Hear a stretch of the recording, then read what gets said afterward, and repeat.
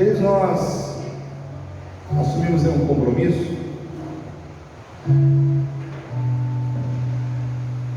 Eu vou pregar.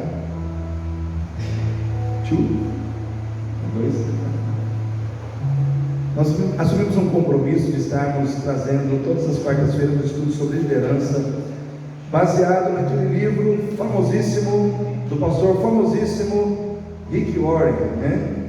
Uma liderança com um propósito. O homem já escreveu uma vida com propósito, uma igreja com propósito, uma liderança com propósito. Eu não sei mais o que ele vai escrever com propósito, né? Mas tudo que ele escreve é bom. E na realidade hoje era para ser a aula que ia trazer o estudo desse capítulo, mas ela não pôde, por questões de reunião escolar. Então eu quero que você abra a tua Bíblia lá no livro de Neemias,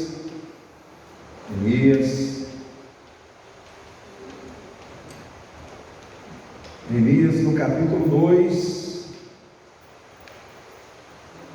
e nós vamos dar uma estudada hoje aqui sobre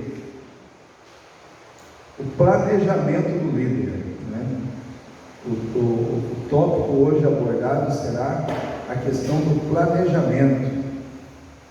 Quarta-feira passada o Lucas falou muito bem sobre oração. O Vitor está ligado, né?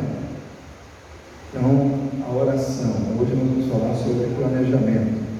Então, aí Neemias, capítulo 2, eu vou estar lendo aqui alguns versículos, do versículo 1 em diante, diz assim: Sucedeu, pois, no mês de Nissan, no ano 20º do rei Artaxerxes, que estava posto vinho diante dele, e eu peguei o vinho e o dei ao rei, porém eu nunca estivera triste diante dele. E o rei me disse: Por que estás triste o teu rosto? Ou porque está triste o teu rosto? Pois não está doente?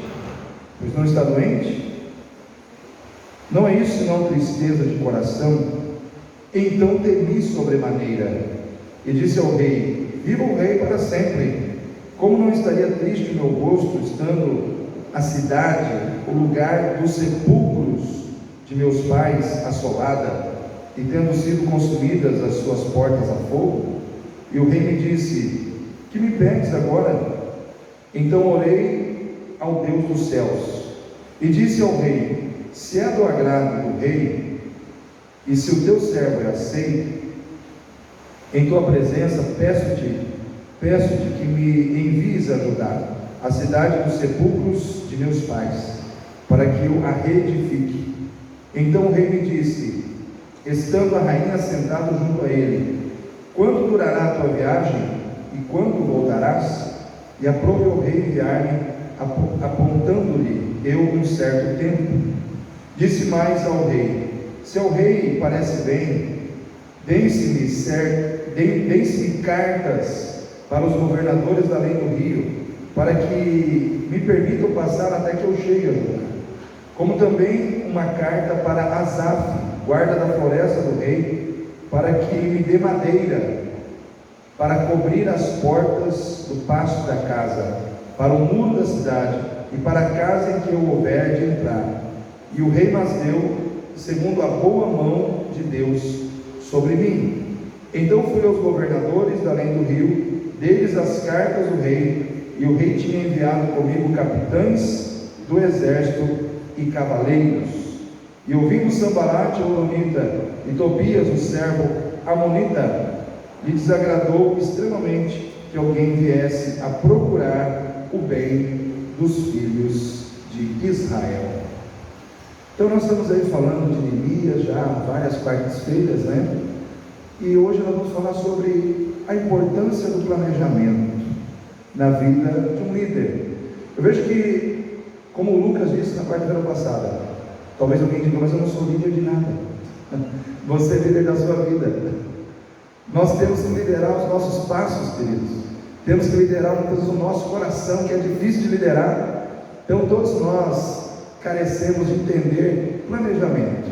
Qual é a função? Qual é o valor do planejamento? Para que serve o planejamento, né? Então Neemias Neemias é um exemplo marcante de muitos valores, de muitas situações importantes na nossa vida, como foi focado na quarta-feira passada, a oração, e eu gostei muito do que o Lucas falou sobre oração, mas também planejamento.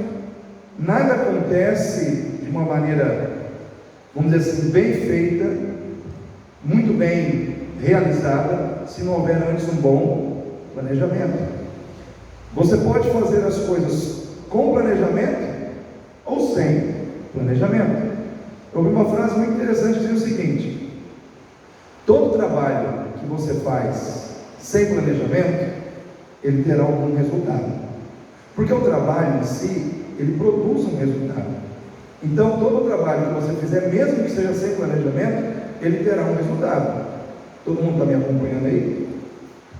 Agora, todo trabalho planejado e muito bem planejado, ele terá o melhor resultado possível. Aí eu pergunto para vocês: é bom a gente ter um resultado ou é bom a gente ter o melhor resultado possível? O que vocês acham? O melhor resultado possível, né? Então, para isso tem que ter planejamento. Então, se você pegar aí essa carta de Neemias, né? Esse livro de Neemias, são poucos capítulos. Você começa no capítulo 1, ele começa dizendo que no mês de Quisleu, ele recebeu a visita de Anânia, ele foi noticiado sobre como estava o povo lá em Jerusalém, as portas queimadas a fogo, todo mundo na miséria, enfim. E aí no mês de Nissan, ele vai falar com o rei. Passaram-se 4 meses. 4 meses. O mês de Quisleu equivale para nós novembro e dezembro. Novembro e dezembro. O mês de Nissan, março e abril. Só para a gente se situar dentro do nosso calendário. Nesses 4 meses, o que Neemias ficou fazendo? Orando e planejando. Orando e planejando. Porque, irmãos, ele tinha uma visão assim, vamos dizer assim, superficial do que estava acontecendo. Ele não tinha uma visão ainda profunda, porque ele não estava lá em loco, né? Mas ele sabia que a situação era terrível, que a situação era grave, e que ela não se resolveria simplesmente com uma ação qualquer. Tinha que ser uma ação muito bem pensada, muito bem planejada. E o autor, ele leva a nossa mente para dentro dessa visão, de que quando a gente tem algo grande para fazer, algo que realmente é de grandes proporções, algo que envolva realmente enfrentar grandes desafios, e reconstruir algo que também será de grande, vamos dizer assim, será grande ou grandioso, a gente tem que pensar muito bem antes. Então Neemias, ele pensou durante 4 meses e orou durante 4 meses para começar a agir em relação a essa reconstrução dos muros. E o autor, ele coloca algumas coisas interessantes. Primeiro, ele coloca a seguinte questão: por que nós devemos planejar? Aí ele se apega ao nosso relacionamento com Deus. E o primeiro motivo que ele destaca, né, dentro do nosso relacionamento com Deus, é que o nosso Deus é um Deus planejador. E nós, como servos de Deus, temos que nos identificar com Deus em vários aspectos, inclusive no aspecto do planejamento. Então ele coloca para nós, nessa lição, que o Deus que nós servimos é um Deus que planeja as coisas.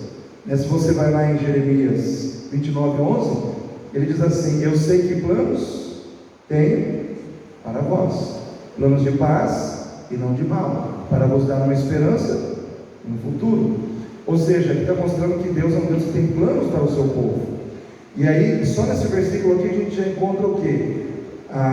As características do caráter do plano de Deus: planos bondosos, planos amorosos. Então, nosso Deus é um Deus que planeja em amor.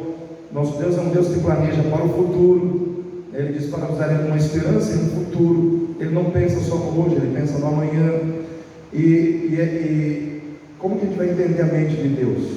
Uma pessoa que é onisciente, um ser que é onisciente. Ou seja, para ele, tudo já está feito. Para ele o planejamento já é imediato, porque para ele não tem ontem, hoje, amanhã. Ele conhece o tempo em todas as, vamos dizer assim, ele conhece o tempo em todas as suas eras instantaneamente. Então o plano de Deus ele é perfeito, sempre, porque nada pode pegar de surpresa, diferente da gente. A gente planeja, deu errado, vou ter que ter um plano B, tem que ter um plano C, vou ter que mudar porque não pensei que pudesse acontecer essa situação. Conosco acontece assim, sim ou não? Muitas vezes a gente planeja e replaneja. Por quê? Porque a gente não consegue ter domínio sobre as questões futuras, diferente de Deus. Então Deus, por exemplo, ao criar a terra, Ele criou tudo num dia. Ele foi criando um dia após o outro. Ele criou todas as coisas em 6 dias. E aí no 7º dia Ele deu para nós o entendimento do descanso. Porque a Bíblia diz que Ele não precisava descansar, mas Ele mesmo colocou para nós a ideia do descanso, porque nós precisamos de descanso. Então quer dizer, Deus quis dizer nas entrelinhas assim: você não vai viver só trabalhando, você precisa parar para descansar. Você precisa, então até isso Ele planejou. Isso é plano de Deus. Você descansar é plano de Deus.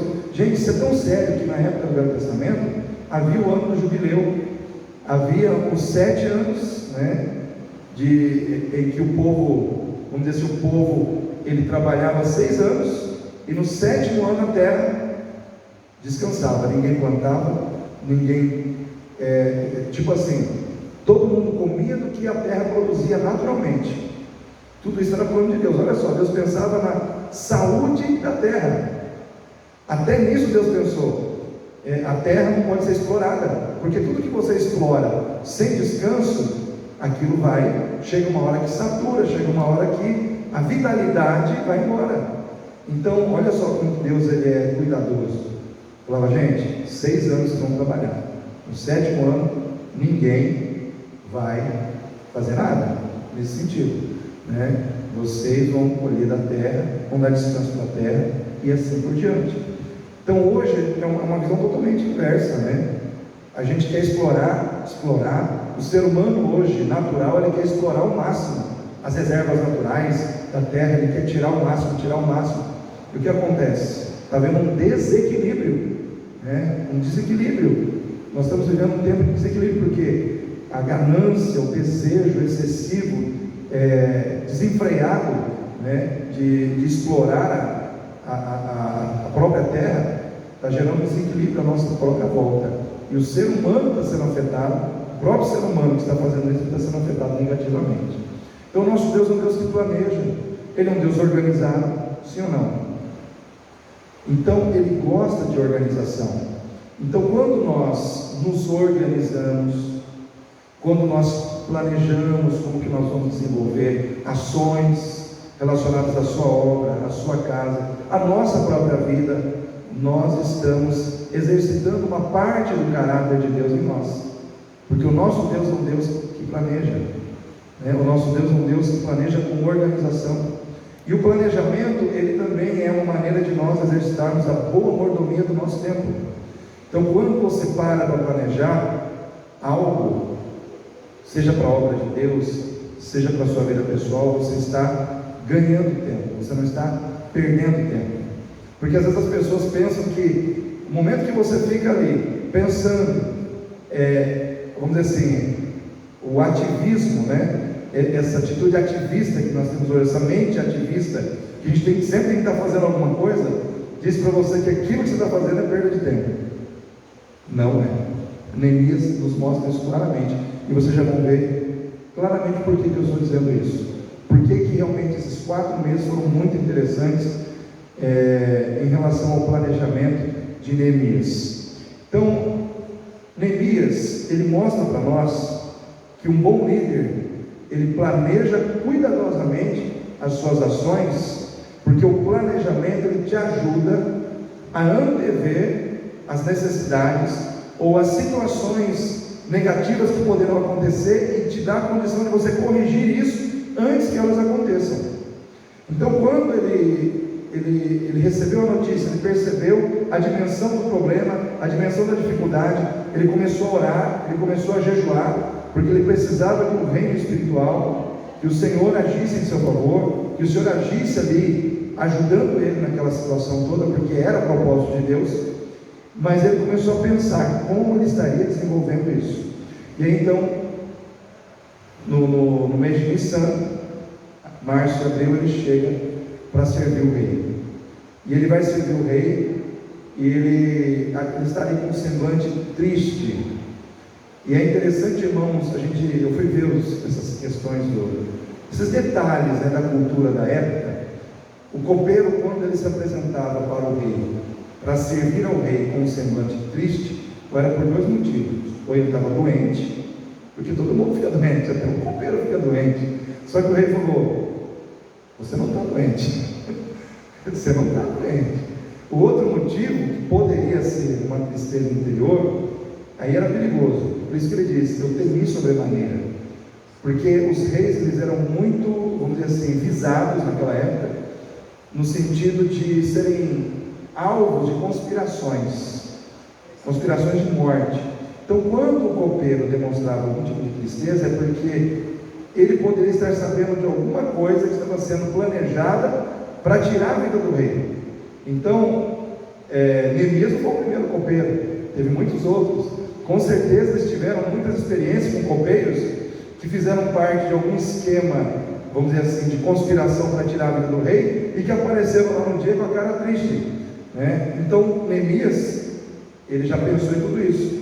Então ele temeu sobremaneira quando o rei o indagou sobre o seu semblante. E aí ele foi sábio, né? Ele disse: Senhor, como posso estar eu alegre, se a terra onde estão os sepulcros dos meus pais está assolada, está na miséria, as portas estão queimadas a fogo, tudo está em ruínas. E é interessante que ele tocou, aí eu vejo assim que nesse planejamento de Neemias, ele pensou muito bem nas palavras que ele ia colocar. E muitas vezes nós, como pessoas, como líderes, nós temos que saber usar as palavras de maneira que a gente consiga, que a pessoa com quem a gente está tendo aquele diálogo, aquela interlocução, ela entenda claramente o que a gente quer e não nos reprove, não nos ignore, não nos rejeite naquele momento, simplesmente porque a gente escolheu as palavras erradas. Então, quando Neemias fala os sepulcros dos meus pais, havia uma cultura também, em todos os impérios, uma cultura assim, muito forte de respeito aos sepulcros dos antepassados. Então, vamos dizer assim, o rei persa, o rei Artaxerxes, bem como os persas de uma maneira geral, eles tinham um respeito muito grande por isso, porque eles também tinham dentro da visão deles um culto aos seus antepassados. Para eles era muito séria essa questão dos túmulos, de cuidar, vamos dizer assim, do túmulo onde foi enterrado o antepassado. Então, quando Neemias ele usa essas palavras, ele consegue tocar no coração do rei. Se ele falasse qualquer outra coisa, eu vou lá porque eu tenho que reconstruir, porque é um lugar de adoração, é isso, talvez o rei se levantasse contra. Então ali Neemias, ele foi muito sábio na maneira como ele se colocou diante do rei, ele conseguiu tocar o coração do rei. Mas tudo isso foi o que, irmãos? Pensado. Tudo isso foi pensado. Imagina, a gente vive numa cultura ocidental, milhares de anos depois, a gente não entende, irmãos, o que é isso. Você está na presença de um rei e corre risco de morrer se aquele rei te interpretar de forma errada. A gente não tem noção do que é isso. Então Neemias, ele chega ali com todo aquele cuidado e fala com o rei, e a primeira barreira que ele tinha que vencer era essa: que o rei aceitasse, vamos dizer assim, a sua justificativa e não o matasse, né? Ou não agisse contra a sua vida. Então ele passou pela primeira etapa. Aí quando o rei então aceita as suas colocações, ele vai para a segunda etapa. Rei, viva para sempre ao rei. Já, né, exalta o rei, faz ali uma declaração de vida longa ao rei, e naquele momento ele pede algumas coisas ao rei. Primeiro, olha só como é interessante o planejamento, irmãos. Ele tinha que ir para Jerusalém para fazer o quê? Reconstruir. Agora imagina, vamos supor que Neemias, eu vou só pedir para o rei para me reconstruir. Aí ele ia chegar lá e ia reconstruir com o quê? Rei, eu preciso voltar para ajudar para reconstruir os muros, o local onde estão os túmulos dos meus antepassados. O senhor deixa? Deixa, tchau. Aí chega lá, puxa vida, com o que eu vou reconstruir isso? Eu só pensei em vir, imagina, se ele fizesse isso, mas não, ele pensou, ele planejou, falou: rei, eu quero pedir mais algumas coisas para o senhor. Primeiro, eu quero pedir carta para os governadores de todas as províncias por onde eu tenho que passar, para que eles me permitam passar, para que eu possa chegar a Jerusalém tranquilo, Então eu preciso que o senhor me dê cartas, para que eu possa apresentar aos governadores, dizendo também o que eu vou fazer. Então, o que aconteceu? O rei foi lá e deu cartas para ele. E olha só, aí ele falou assim: preciso também de uma carta para Asaf. Ele já sabia o nome do homem que cuidava das matas, de onde tiravam as madeiras. Então, durante esses 4 meses, ele ficou levantando informações. Quem é o responsável pela madeira que sai das matas? É o Asaf. Então, quando eu estiver na presença do rei, eu já sei, eu vou pedir para ele fazer uma carta para o Asaf. E aí o rei faz uma carta para o Asaf. E ele vai com uma escolta de capitães e soldados de elite, vão acompanhando ele. Aí o que acontece? Ele chega e vai mostrando essas cartas para todos os governadores das províncias.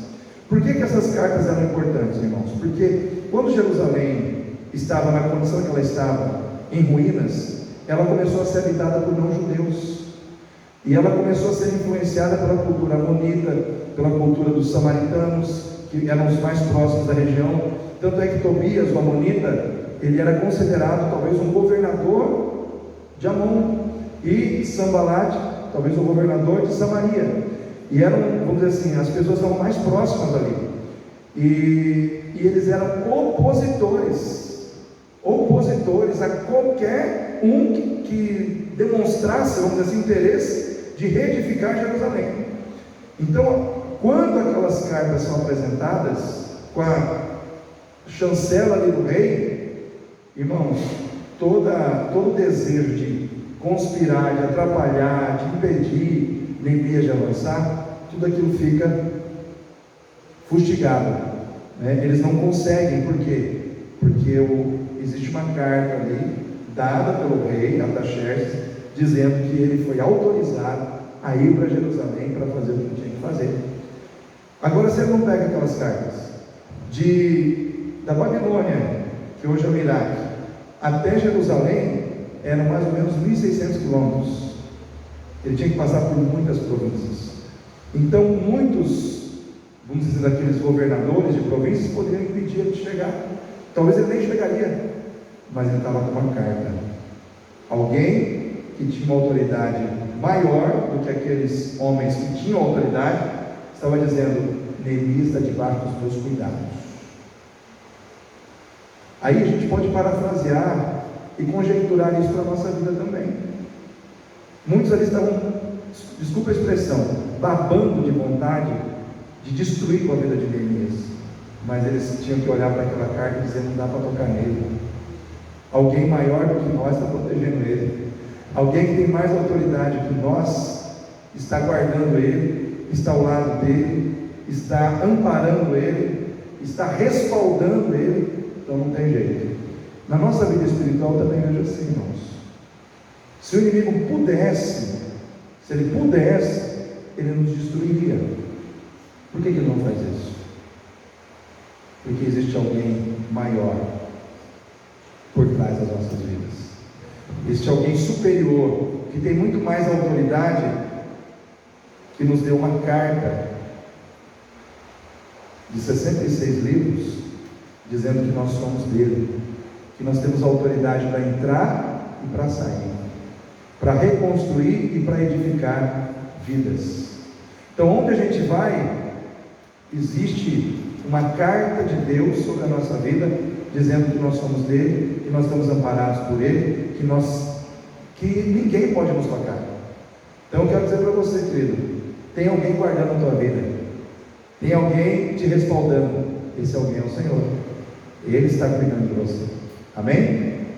Então Neemias, ele planejou tudo isso.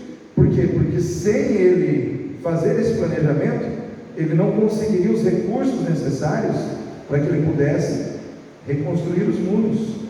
Então, quando ele passa ali aqueles 4 meses na presença de Deus, ele passa ali pensando no que eu tenho que fazer.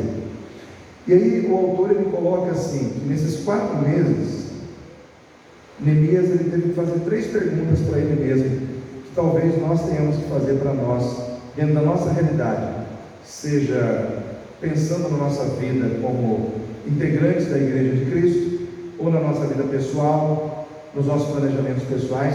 3 perguntas que nós temos que fazer. Primeira pergunta: onde eu estou agora?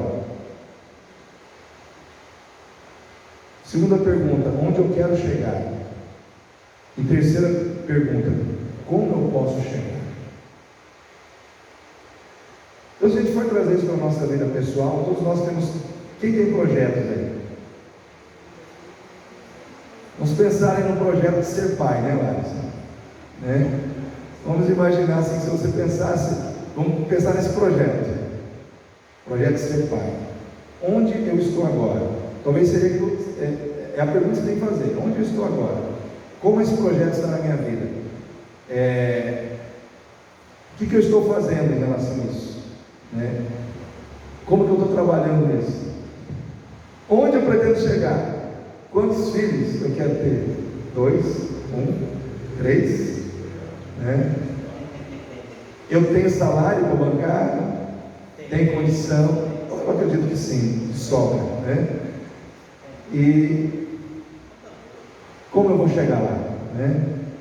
Então, às vezes, simplesmente um projeto simples de ser pai, de ser mãe, é uma coisa que a gente tem que planejar. Aonde eu quero ir antes de ter os meus filhos? Eu quero visitar, eu quero ir em algum lugar com meu cônjuge, sair e tal, antes, enfim, tudo isso pode ser planejado. Como igreja Batista em Itatiaia, onde nós estamos agora? É uma pergunta, né? Eu me fiz essa pergunta. Onde nós estamos? Em relação ao número de membros, em relação à nossa unidade.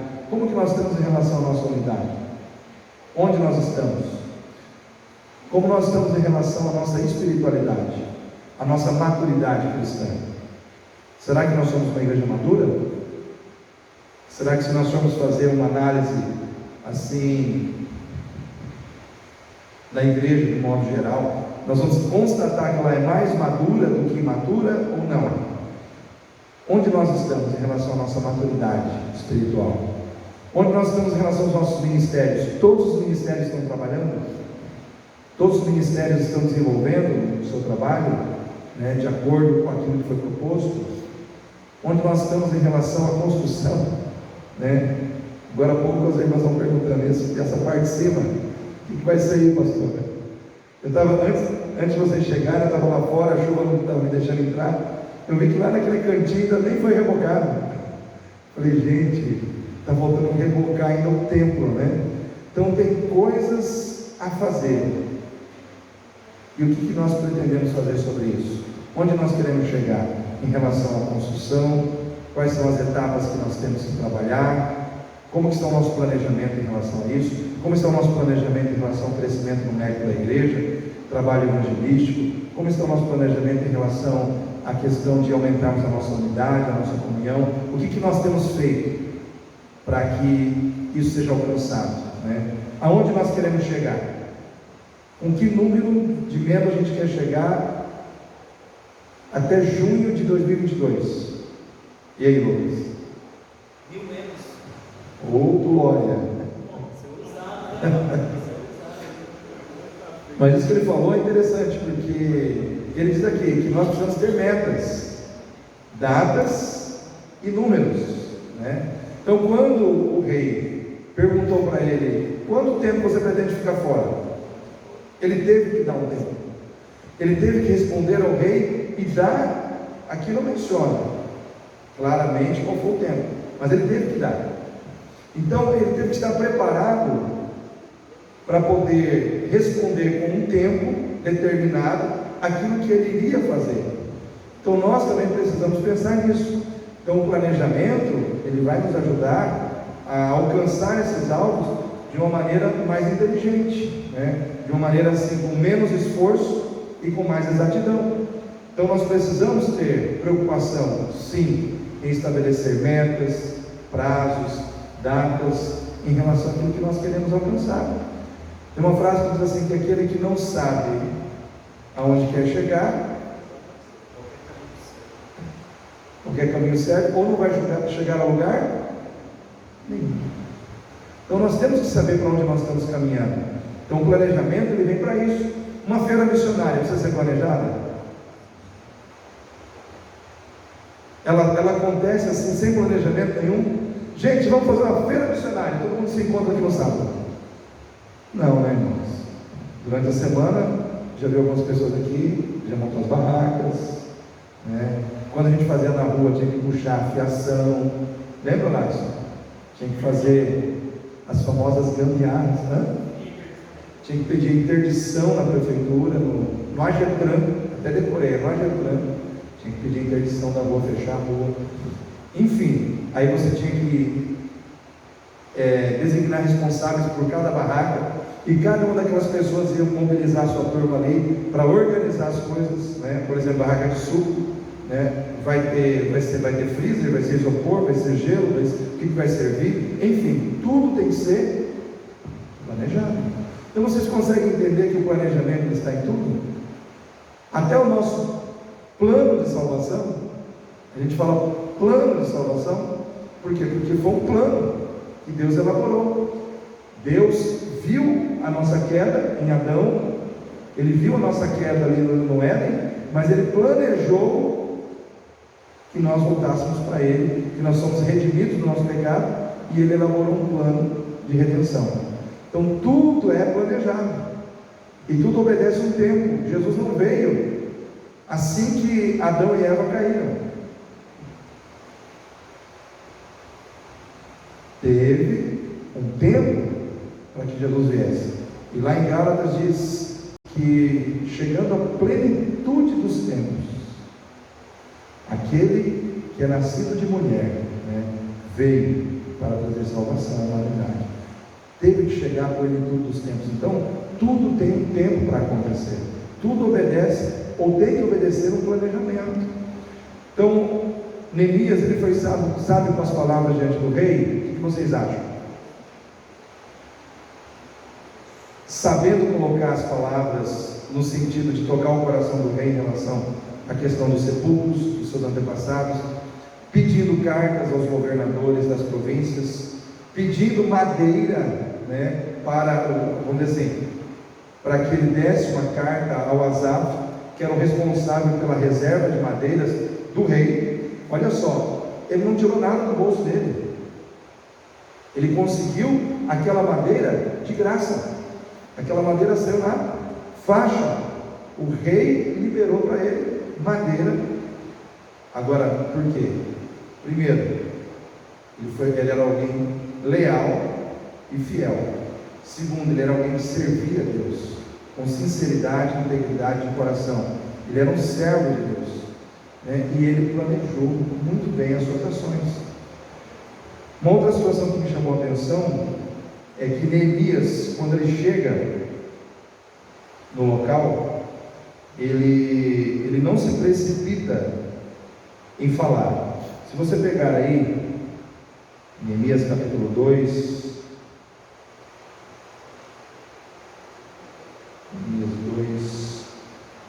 17.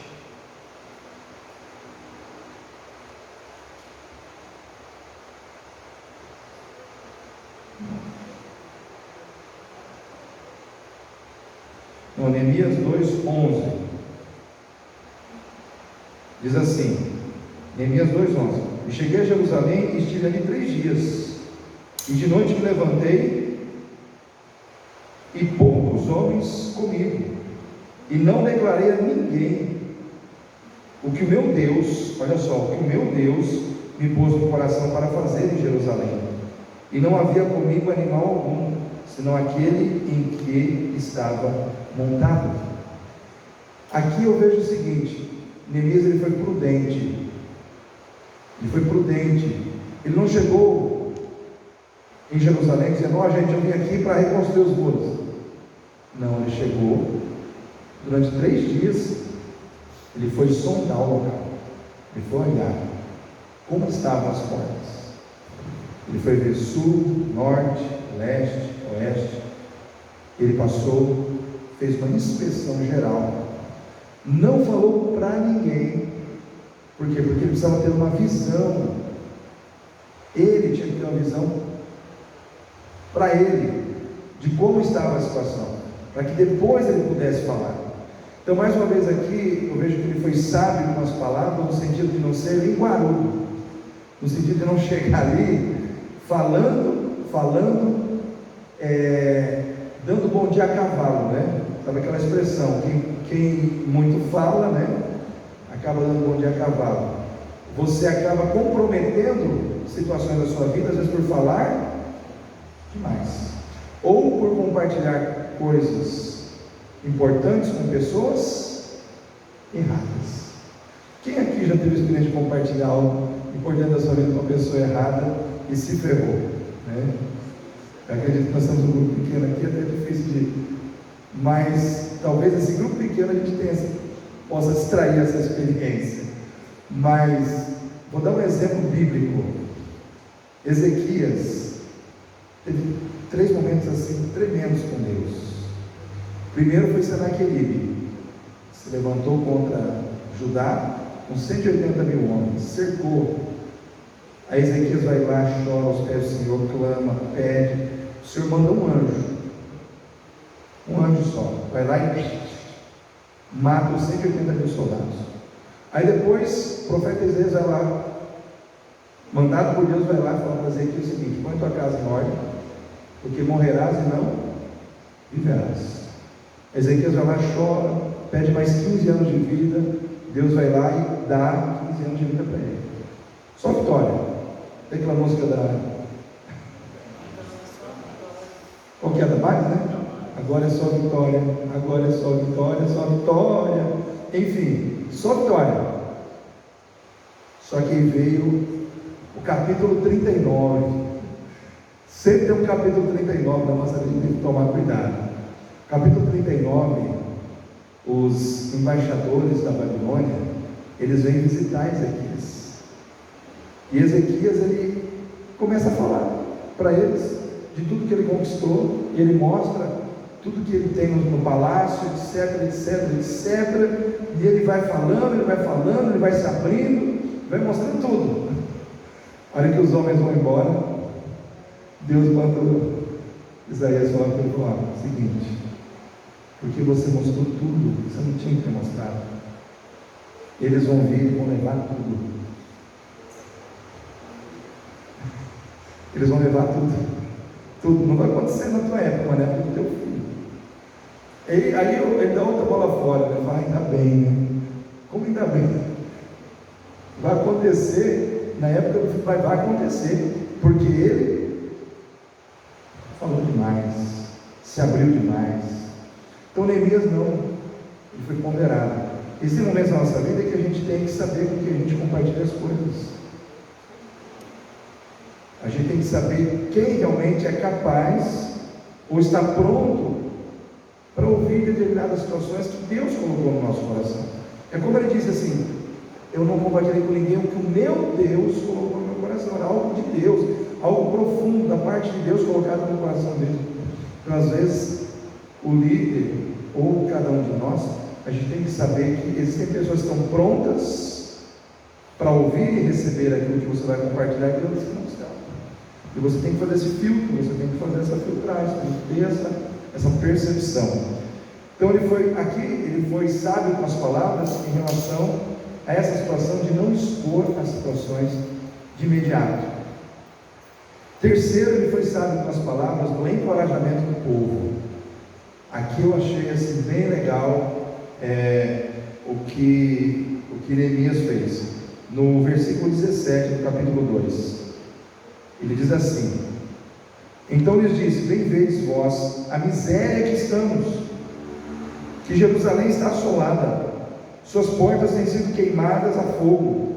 Vinde, pois, reedifiquemos o muro de Jerusalém, e não sejamos mais um opróbrio. Você sabe o que significa a palavra opróbrio, irmãos? Alguém tem ideia? Opróbrio.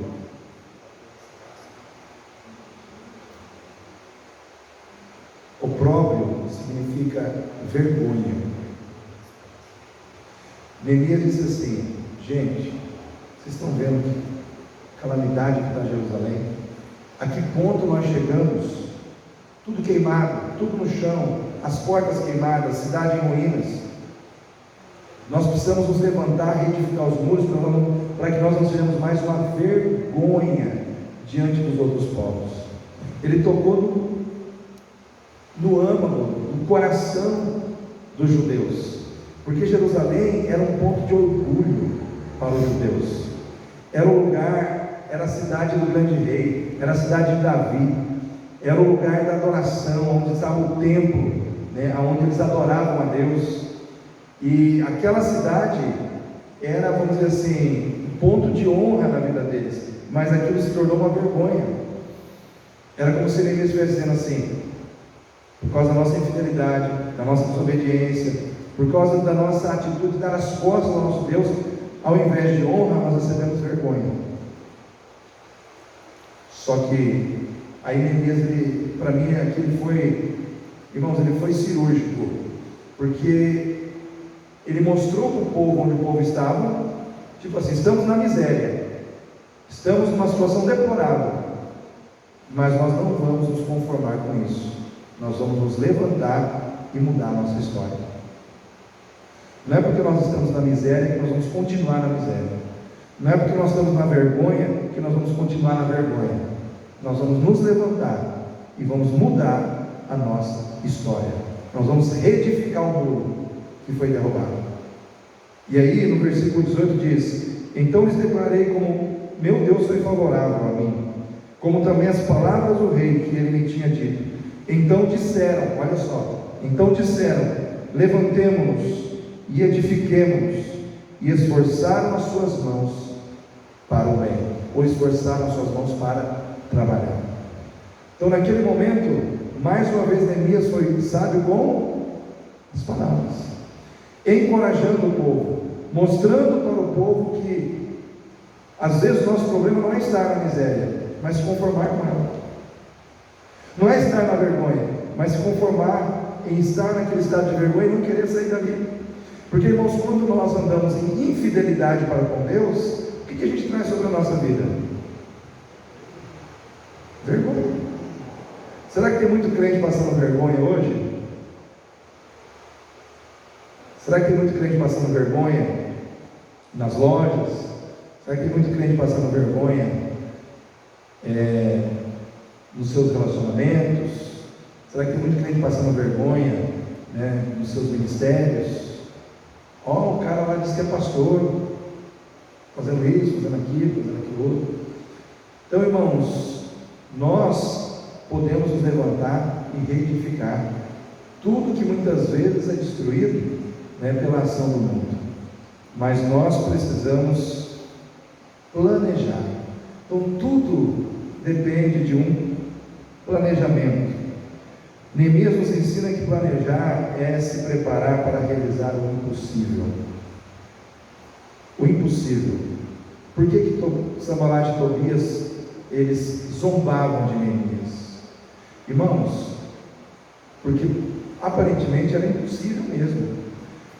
Irmãos, os muros que foram construídos, presta atenção, eles tinham 2,5 metros de espessura, mais ou menos 9 metros de altura, e eles tinham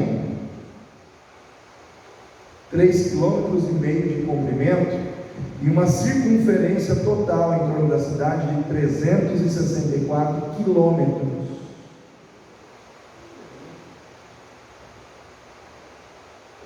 Você já construiu um muro de 364 quilômetros com 2,5 metros de espessura e 9 metros de altura?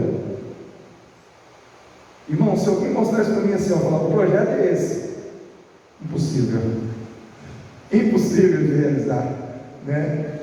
E eles construíram com pedras brutas e cascalho. Então o povo trabalhou.